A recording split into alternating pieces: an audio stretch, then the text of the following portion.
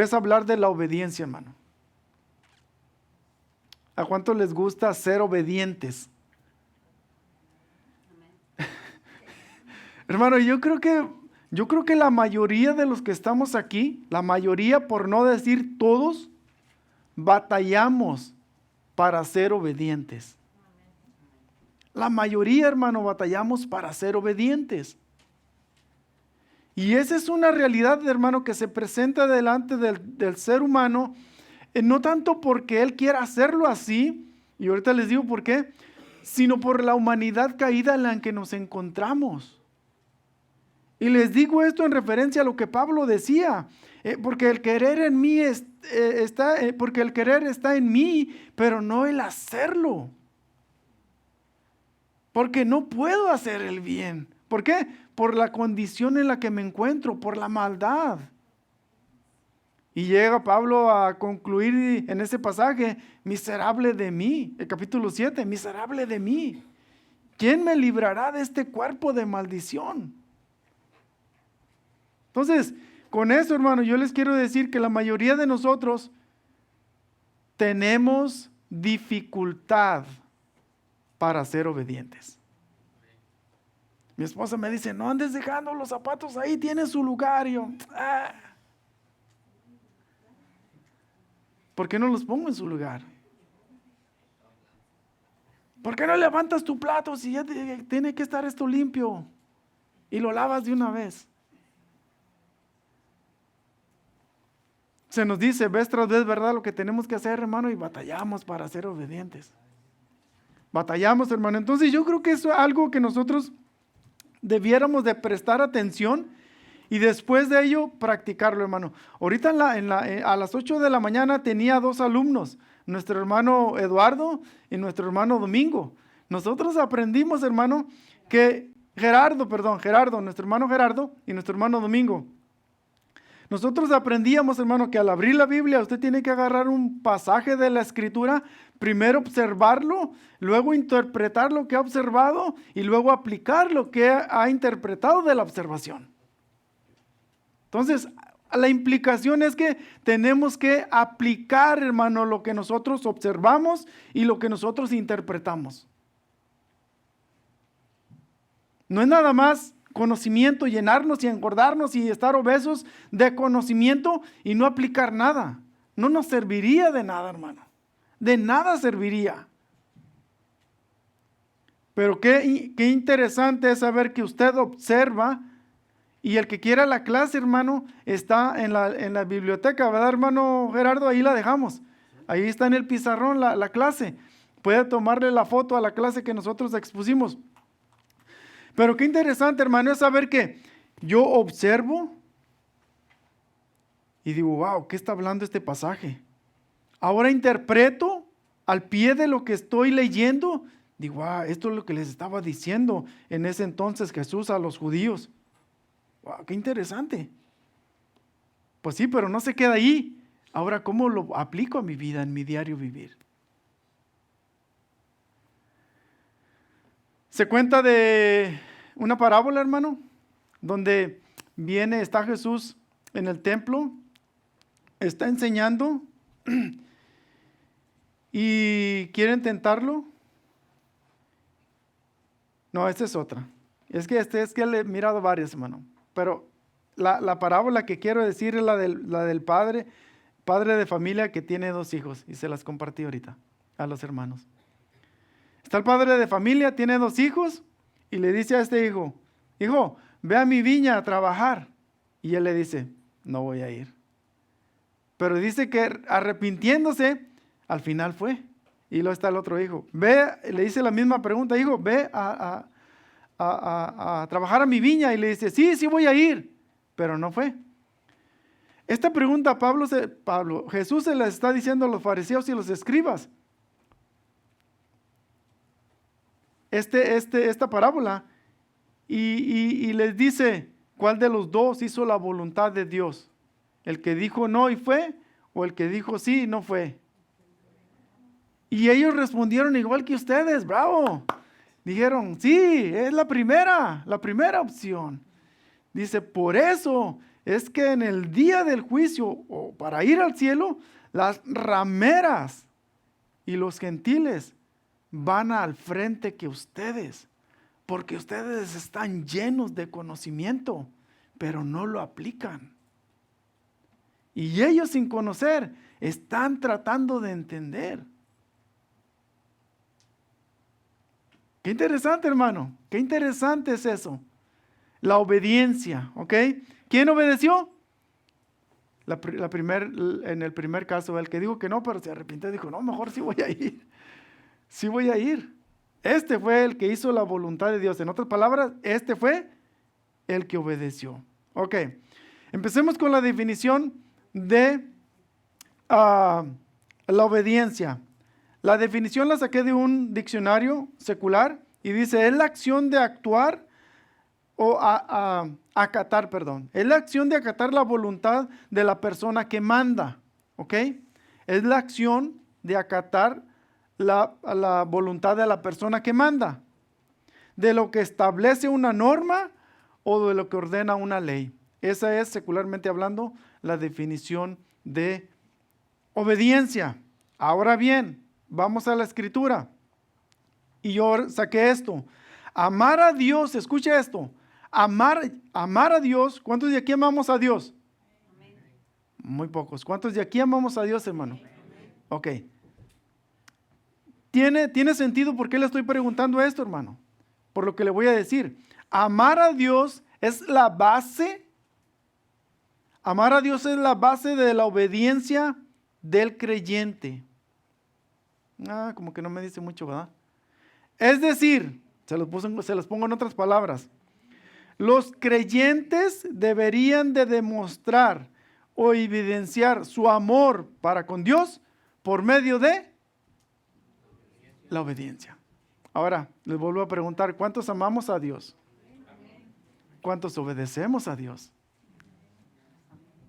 ¿O cuántos deberíamos de obedecer a Dios? Hermano, esto es algo interesante porque mire, si yo digo amar a Dios, entonces yo voy a obedecer sus mandamientos. En otras palabras, el amor que yo le tengo a Dios lo voy a evidenciar o demostrar por medio de la obediencia. Y esto es algo interesante. Para esto, hermano, yo quiero que usted me acompañe al libro de Filipenses, capítulo 2, y ahí está la máxima exposición de la obediencia, hermano.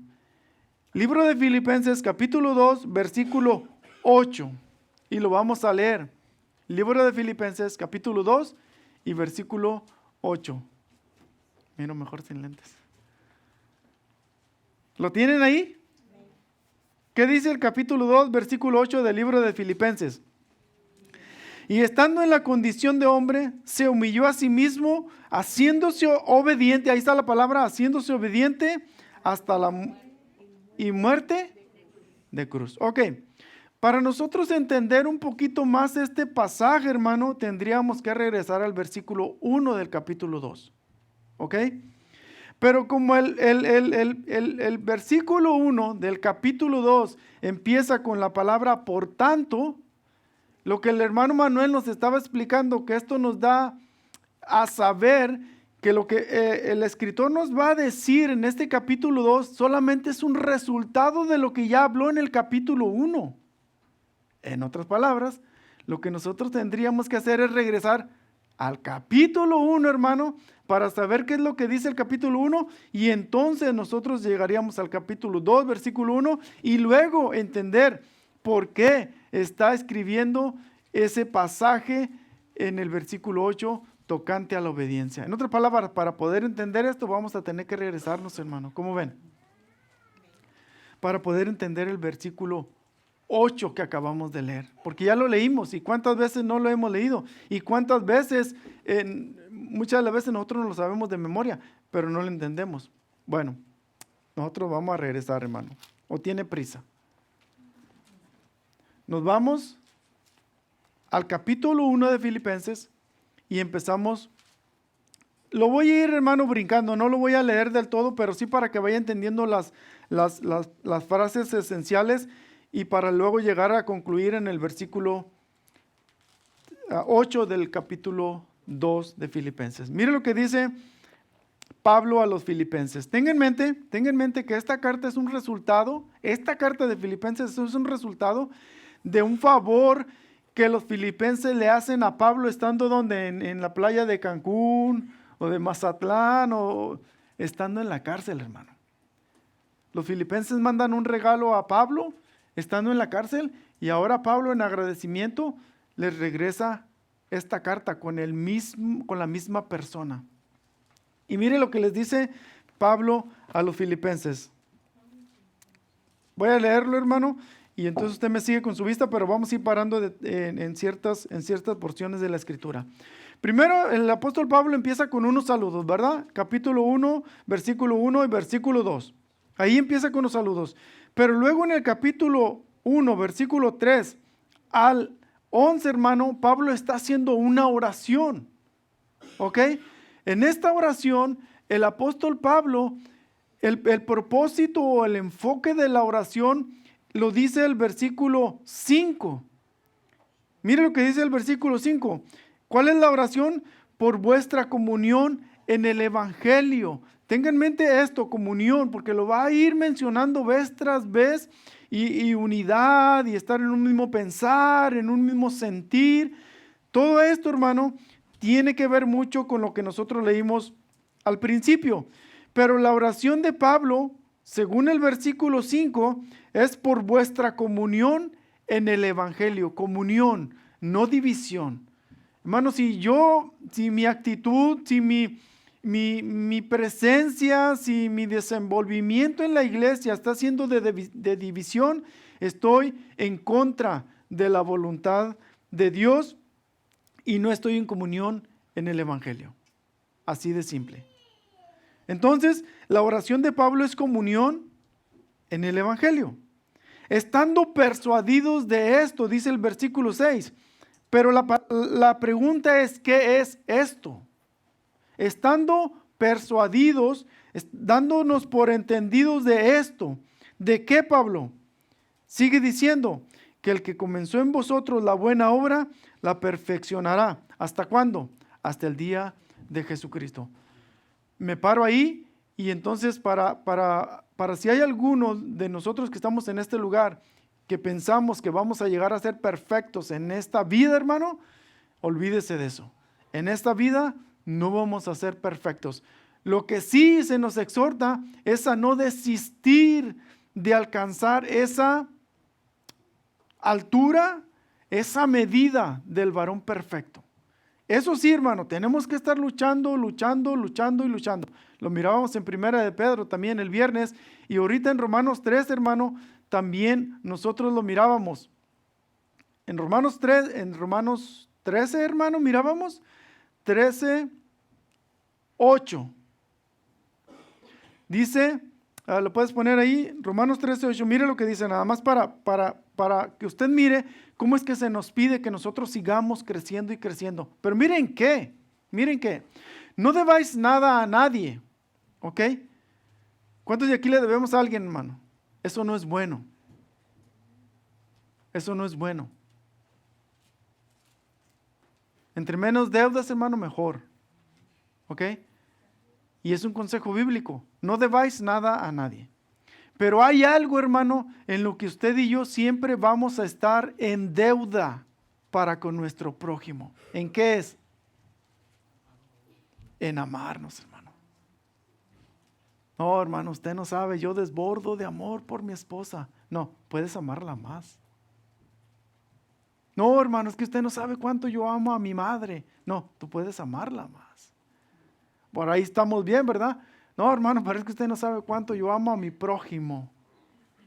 Sí, hermano, pero puedes amarlo más.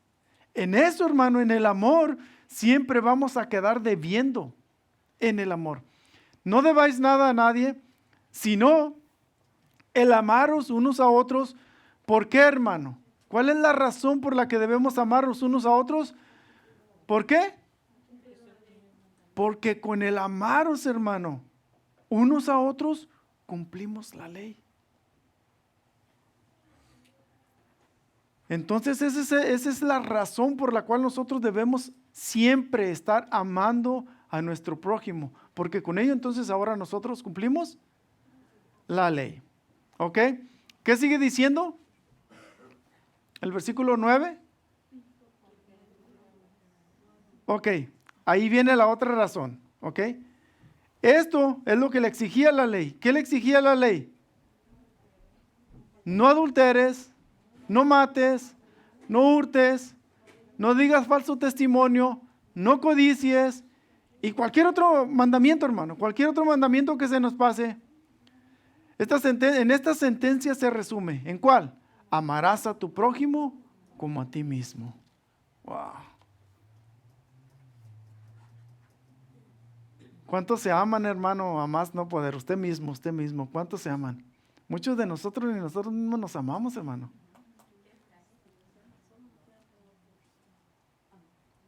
Y usted dice, no, hermano, yo sí me amo. Puede preguntar afuera, ¿verdad? Y todavía estando aquí adentro, hermano. Y podemos concluir en que verdaderamente se está diciendo una mentira. Porque si el amor emana de Dios, que Él es el amor, ¿por qué no lo sigo? ¿Por qué no aprecio lo que Él ha hecho por mí? Entonces la conclusión es, no lo amo. ¿Cómo lo demuestro? No obedeciendo a la palabra. Por lo que decíamos al principio. Entonces, en esto se resume en ¿qué? En no matarás, no adulterarás. La sentencia se resume, amarás a tu prójimo como a ti mismo. Y luego dice el versículo 10, el amor no hace mal al prójimo. Así que el cumplimiento de la ley es el amor. Ok. Algo en qué trabajar, hermano, en nuestras vidas. Ok.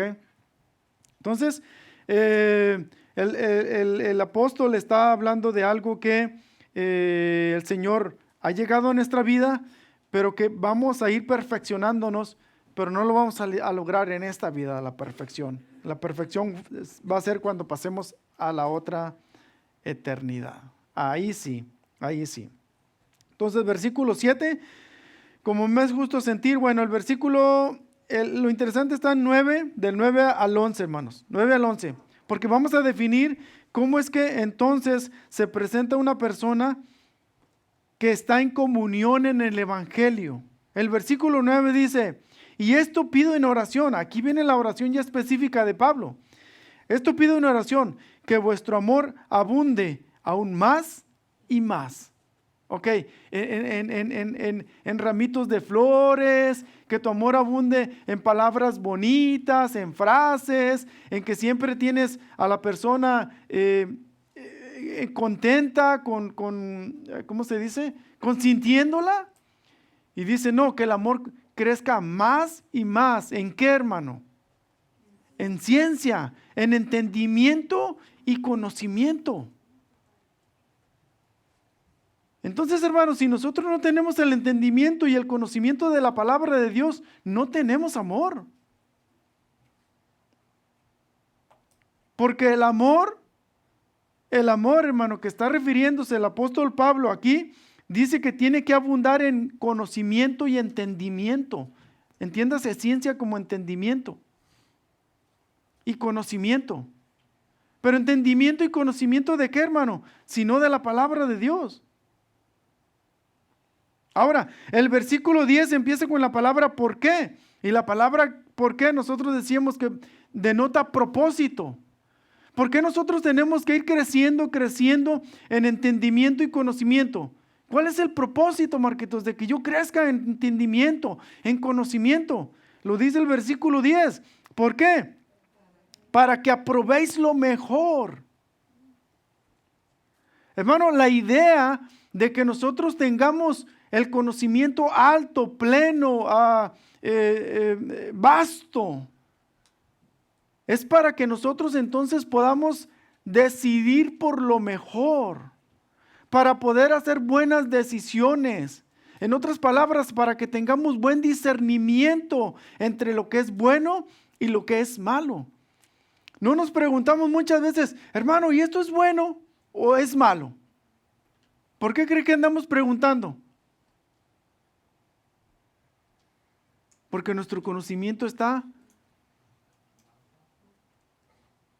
bajo. Si nosotros tuviéramos el conocimiento vasto, enriquecido de la palabra de Dios, hermano, no tendríamos la necesidad entonces de estar preguntando, hermano, ¿será que ir a la iglesia es bueno o no está bueno?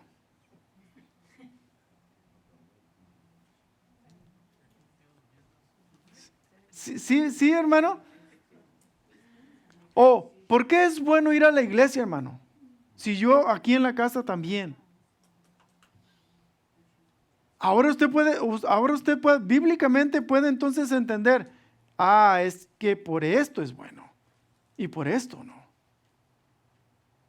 Pero es necesario, hermano, el entendimiento, el conocimiento. ¿Para qué? Para que entonces ahora pueda aprobar lo que es bueno. Versículo 10. Para que aprobéis lo mejor. ¿Y cuál es el fin de que yo tenga ese conocimiento y esa sabiduría, hermano? Ahí lo dice, a fin de que seas sinceros e irreprensibles para el día de Cristo. En otras palabras, el conocimiento de la palabra de Dios, el entendimiento y el conocimiento de la palabra de Dios nos va a mantener dentro del carril en el cual el Señor nos quiere mantener, para que cuando Él venga, ¿usted cree que no lo van a acusar en ciertas ocasiones de ciertas cosas, circunstancias? Eres un esto, eres un lo otro. Eso no quiere decir irreprensible. Irreprensible quiere decir que lo acusan, sí lo acusan, pero lo encuentran falso el testimonio que tienen en contra de usted. Es irreprensible. Es un mentiroso. ¿Está bien lo que estás diciendo de mí? Se llega a un acuerdo. ¿Qué pasó? No, es que se malentendió. No era cierto lo que se decía de él. Fue encontrado irreprensible. ¿Qué es lo que nos va a mantener en ese carril? La palabra de Dios, hermano. Mientras usted ande entre medio de estas dos tapas, hermano, de esta y de esta, cuando venga Cristo, lo va a encontrar haciendo así. ¿Cómo? El bien, las buenas obras. Pero si nos salimos, hermano, de aquí, muy probable que venga y nos encontremos haciendo cualquier otra cosa, hermano, menos la voluntad de Dios. ¿Ve cómo sí es interesante? Me sorprendió ahorita que me dice nuestro hermano Gerardo. Dice, hermano, por eso es que muchas de las veces sí nos hablan de que la falsa doctrina, dice, pero ¿cómo vamos a saber cuál es falsa doctrina si no se nos está instruyendo en lo que verdaderamente es? Y eso es interesante, hermano, yo me moví. Estamos en Filipenses, ¿verdad? Entonces, ¿tiene sentido, hermano, el conocimiento de la palabra de Dios en nuestras vidas? Hermano, los jóvenes, por eso yo decía, esto es interesante, hermano, para los jóvenes. Están en esa etapa de decisiones, del amiguito, piensa en esto, actúa de esta manera, tiene estas costumbres, tiene estas ideas, compaginan con lo que la palabra de Dios nos dice. ¿Será que puedo tener una amistad estrecha con él? ¿Me está jalando para el mundo o yo lo estoy jalando para...? ¿Cómo? Esas decisiones, hermano, la palabra de Dios es lo que les ayuda. Mejor que ni nosotros, muchas veces nosotros, por el sentimiento... hasta racistas a veces nos convertimos porque el amiguito, porque no es de la misma cultura, de la misma religión o del mismo país. No te juntes con él porque quién sabe. A veces actuamos de esa manera por sentimientos, hermano. Pero ¿qué dice la palabra de Dios? Que seamos así. Entonces, esa es la medida, esa es la regla, hermano. Aquí está la regla, la medida por la cual nosotros debemos de regir. Por eso digo, para los jóvenes es muy importante, hermano, que puedan ser instruidos por medio de ella. Entonces, el fin, hermano, de que nosotros tengamos pensamientos claros, del fin de que nosotros tengamos esa comunión en el Evangelio, el fin, hermano, de que podamos decidir bien, es para que entonces nosotros seamos encontrados sinceros e irreprensibles para el día de Cristo. En otras palabras, yo se los decía el viernes, que nosotros vivamos a la luz de la venida de Cristo. Eso sería, hermano. Estamos en esta circunstancia y preguntarme, si Cristo viniera ahorita, ¿qué pasaría? Estoy cometiendo el pecado, hermano. Y si Cristo viniera ahorita, ¿qué te pasaría? ¿Qué te pasaría? Pues ando medio frío y... ¿qué pasaría? Pues soy tibio, hermano. No soy ni de este grupo ni soy de este. Yo estoy en medio. Si se va a llevar a esto, yo me agarro ahí Y la escritura que dice en cuanto a eso, hermano. Por cuanto no eres así y cuanto no eres así, te voy a invitar. Imagínese, hermano. ¿Has vomitado, Marquitos? ¿Algún día? ¿No has vomitado, no?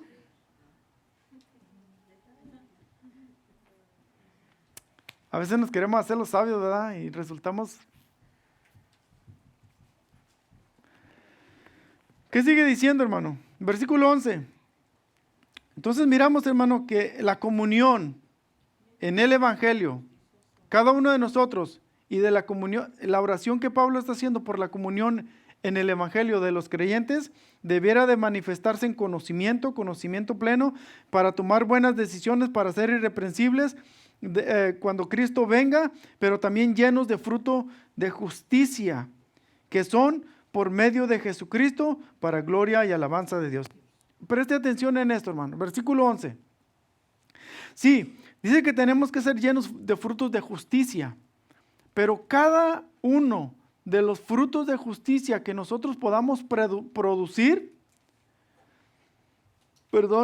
dice ahí que son por medio de Jesucristo. En otras palabras, quien está proveyendo para que usted y yo hagamos buenas obras de justicia, Cristo es el proveedor. Y al final del día, lo que dice el versículo es que todo esto tiene que redundar para gloria y alabanza de Dios Padre. Entonces, si usted mira que un día yo estoy aquí diciendo, miren, yo sé tanto, yo conozco tanto, y gracias a mí, por eso estamos aquí, ya es vanagloria, hermano. Y eso ya no es bueno. Todo tiene que redundar para la gloria y para la alabanza de Dios. Eso también es muy interesante, hermano. Eso también es muy interesante. Ok, versículo 12. Quiero que sepáis, hermanos, que las cosas que me han sucedido han redundado, o sea, han servido más bien para el progreso del Evangelio. En otras palabras, ¿será que nosotros, hermanos, las cosas que nos están sucediendo, sean buenas o sean malas, están redundando o están sirviendo para la propagación del Evangelio? Ojalá y que sí, hermano. Ojalá y que sí, así debiera de ser. Dice el versículo 13, de tal manera, o sea, se ha expandido tanto el Evangelio, ha servido para ello, de tal manera que mis prisiones, ¿en dónde estaba Pablo? En la cárcel, en la prisión. Que mis prisiones se han hecho patentes, o sea, se han hecho evidentes en Cristo, en todo el pretorio. ¿Usted sabe lo que es el pretorio? La guardia del palacio. Pablo está encadenado y le mandan a un soldado cada vez, ¿no? Por turnos. Está Pablo, a él no lo llevaron a una cárcel o a una fosa o a una, cárcel de ese entonces. Ahí lo pusieron aparte. Y lo que hacían con él, le mandaban a un soldado y lo encadenaban ahí junto con él. ¿Qué cree que hacía Pablo? Mira, tú no tienes un corazón tan malo. Yo sé que abajo de esa cascarón que traes ahí, tu corazón es bueno. Cristo te ama. Entrega tu vida a Él. Yo no creo que tú seas tan malo como para no reconocer que hay un Dios. Hermano, y así, yo no sé cuántas horas le dura. ¿Cómo cree que salía ese soldado, hermano? Y viene el relevo y dice, hombre, quédate con ese Pablo, ya me tiene loco con su Cristo, ya me tiene loco con el Evangelio, ya me tiene loco que me tengo que retirar de mis pecados y que tengo que convertirme a Cristo Jesús. Pero hubo muchos, hermanos, que sí se convirtieron. Y entonces lo que miramos es que es en la guardia del palacio, ya se había propagado ya el Evangelio demasiado. ¿Por qué? por ese tipo de gente que Pablo estaba evangelizando. Entonces estaba redundando aún mejor para bien. No era tan malo para él estar en la cárcel, hermano. Fue de mucho beneficio, Versículo, este es el 13, ¿verdad? De manera que, el 13, el 14. Y la mayoría de los hermanos, a causa de esto, hermano, entonces ellos agarran ánimo y hablan más de Cristo Jesús, por lo que está pasando el apóstol Pablo. El 19, hermano, el 19. Porque sé que por vuestra oración, ahora Pablo está hablando, ya les dije, en la oración es del 3 al 11, perdón que no les dije del 12 en adelante, ahora vamos a hablar de cómo debe ser el vivir del creyente, ¿ok? Y luego en el 19 empieza a decir esto, Pablo está en la cárcel y está diciendo, ¿verdad?, todo lo que ha acabado de decir y que ha redundado el evangelio estando encarcelado, ahora se ha propagado mucho por lo que él está ahí, está hablándoles. Pero mire lo que dice, hasta dónde llegaba la fe o la confianza de Pablo. 19. Porque sé que por vuestra oración, ahora está recibiendo oraciones de parte de los creyentes, y la suministración del Espíritu de Jesucristo, o sea, unificado al poder que tiene el Espíritu Santo sobre nuestras vidas, ¿qué dice? Resultará en mi liberación. Ahora, cuando Pablo está hablando de liberación, hermano, él no necesariamente está hablando de que va a salir de la cárcel. Él lo que está diciendo, o voy a ser liberado de esta cárcel, número 1, o voy a ser liberado de este cuerpo de maldición. En otras palabras, o salgo bien, o aquí me van a dar cuello.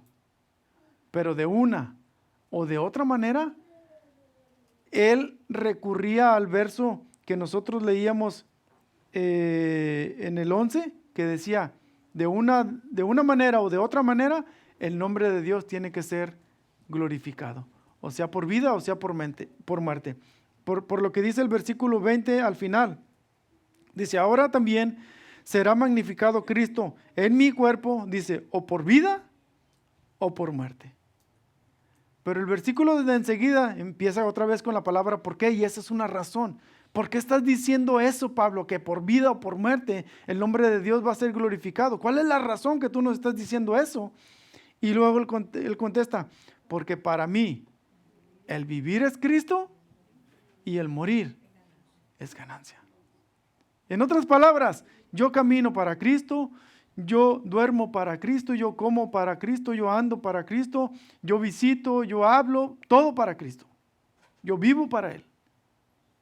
Pero si muero, la muerte me es mucho mejor que el que yo ande aquí, porque ya no voy a hacer ninguna de esas actividades. Ahora, ¿quién le puede robar el gozo a una persona de esas, hermano? Nadie. Nadie. Entonces, concluye de esta manera, porque para mí el vivir es Cristo y el morir es ganancia. El único requisito que Pablo les está pidiendo a los filipenses lo encuentra en el 27. Solamente que os comportéis como es digno del evangelio de Cristo. ¿Cuál es la razón, hermano, que se tiene que comportar uno como digno del evangelio de Cristo? ¿Cuál es la razón? Que seamos hallados, dice, para que ya sea que vaya a veros o que esté ausente, oiga de vosotros que estáis firmes en un mismo espíritu. Versículo 5, comunión, evangelio. Versículo, ¿qué leímos? El 27, firmes en un mismo espíritu. Pero ¿para qué tenemos que estar firmes en un mismo espíritu, mi hermano? ¿Para hacer alarde de que hay un mover glorioso en la iglesia? ¿Para hacer alarde que tenemos poder para hacer milagros o no dejar de hacer? Y la respuesta es no. Ahí está la respuesta. Para que, dice, estaba leyendo el 27, ¿verdad? Estéis firmes en un mismo espíritu. ¿Y para qué es eso? Combatiendo unánimes, otra vez ahí está la palabra unánimes, por la fe del evangelio. El poder del Espíritu Santo es para combatir unánimes por la fe del Evangelio. Termino hasta ahí, luego la otra semana le empezamos ahora sí el capítulo 2. ¿Por qué? A vosotros os es concedido a causa de Cristo, no solamente que creáis en Él, sino que también padezcáis por medio de Él. Pero ¿verdad que nos quedamos con la primera opción, hermano? Creemos en Él. Sí, gloria a Dios, hermano. A mí ya no me puedo enfermar. Gloria a Dios porque me van a caer los costales de dinero, hermano. Y gloria a Dios porque a mí nadie me puede tocar porque soy cristiano. Gloria a Dios. La segunda parte no la queremos tocar, hermano. No solamente que creáis en Él, que es verdad, pero que padezcáis por medio de Él. Eso no lo tocamos, hermano. Eso no me gusta. Ahí dejémoslo. Pero es bíblico, hermano. Es bíblico. Teniendo el mismo conflicto, otra vez lo mismo sentir, hablar del mismo sentir, el mismo conflicto que habéis visto en mí y ahora oís que hay en mí. ¿De qué conflictos estaba hablando, hermano? Conflictos espirituales, problemas de persecución, y por eso él estaba en la cárcel. Y ni siquiera entramos, hermano, al tema de la obediencia. Pero ya con esto, hermano, nos vamos dando cuenta cuáles son las características de un creyente que obedece a Dios. Es una persona que tiene pensamientos en orden, es aquella persona que no trae división, sino que trae unión a la congregación. Es una persona que sabe que Dios ha empezado una obra en él y que si la ha empezado no la va a dejar empezada y ahí la va a arrumbar, la va a terminar. Es una persona que, ¿qué más, hermano? Que tiene la convicción, hermano. Y que dice, ¿sabes qué? Yo no solamente voy a vivir para Cristo, pero estoy dispuesto también a morir por Él. Y ojalá, hermano, ojalá que varios de aquí tuviéramos ese compromiso con Dios de esa manera. Pero eso apunta, hermano, a un individuo de obediencia a Dios. Amén. Si es que ya le voy a cortar porque el hermano Manuel ya me está mirando mal. ¿Ven algo que participar?